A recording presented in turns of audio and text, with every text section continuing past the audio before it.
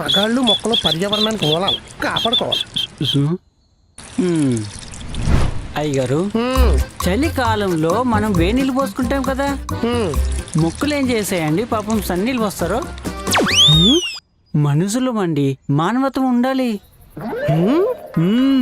జాలి గాలిలా ఈ ప్రపంచమంతా పంచాలి. అయితే నిన్ను నీళ్లలో ముంచాలి.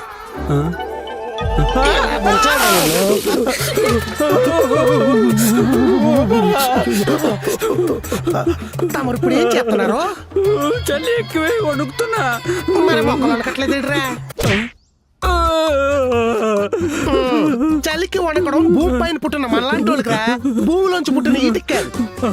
ఇలా వణికించి మరి వివరించాలా? పాఠం గుణపాఠంలా గుర్తుండిపోయేలా చెప్పాలి. జాలి గాలి అని ఎదో గోలికోరు చెప్పామంటే ఈసారి ఎండాకాలం మంటలతో హేస్తాను ఎదవా. వద్దు,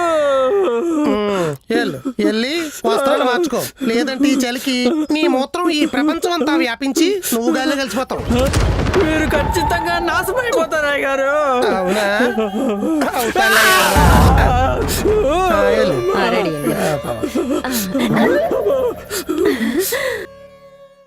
ఏమండి ఆయన భర్త గారు? ఆయన భర్త గారా? ఏంటిది ఎక్కువ చేస్తుందా? ఏంటే అర్థపట్టుకుని ఏకంగా ఆరుబయటకు వచ్చేసావు?